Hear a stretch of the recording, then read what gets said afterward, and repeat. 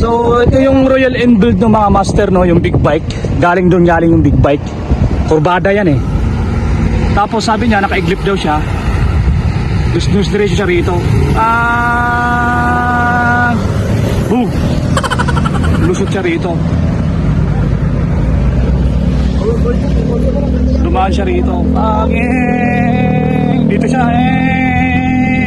Boom. Tumama siya rito. Magaling kang kupal ka. Ayun oh. Ang laki ng bato. Oh. Sugatan yung puno. Kawawa naman. Oh no! Dito siya, tas diretso siya rito. Bug, yan yung resulta. Nasira yung gulong, gulong. Wasak. Oh no!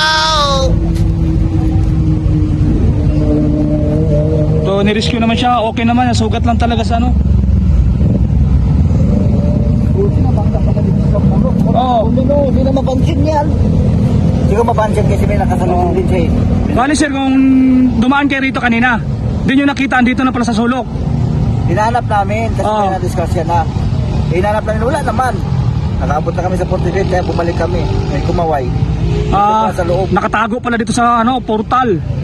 Ayun oh. Oh. Sabi ni sir, kung hindi raw siya sumabit sa mga bato or kahoy, andun sa unahan, malalim yun. Pwede siya mahulog ng ilang feet yan, sir. Lalim yan. Doon, kung maalala mo dito sa baba, may Oh, palayan na yan, di ba, sir? patuhan. Batuan. Ilang cc daw yan, boss? Royal Enfield, oh.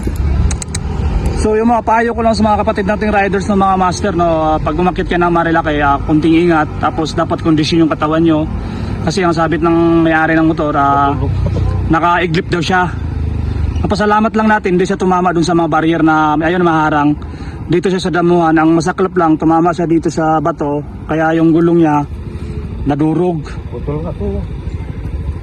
Putol yung tipos. Oh, tingnan mo dyan. Sa kabila, tago ko. Diba? Oo. Ito, laki-laki niya na.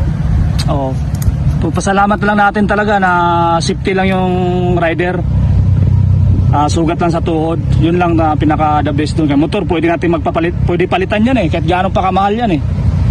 Importante lang talaga yung rider, buhay naman. Sugat sa tuhod lang naman. Hiniram niya lang daw yan. Yung sabi nga lang, hiniram lang. Yun ang masakit lang. Yun ang masakit, Gar. Sugat din yung puno, tuklap yung bato. Laki ng bato. Picture na sa Facebook.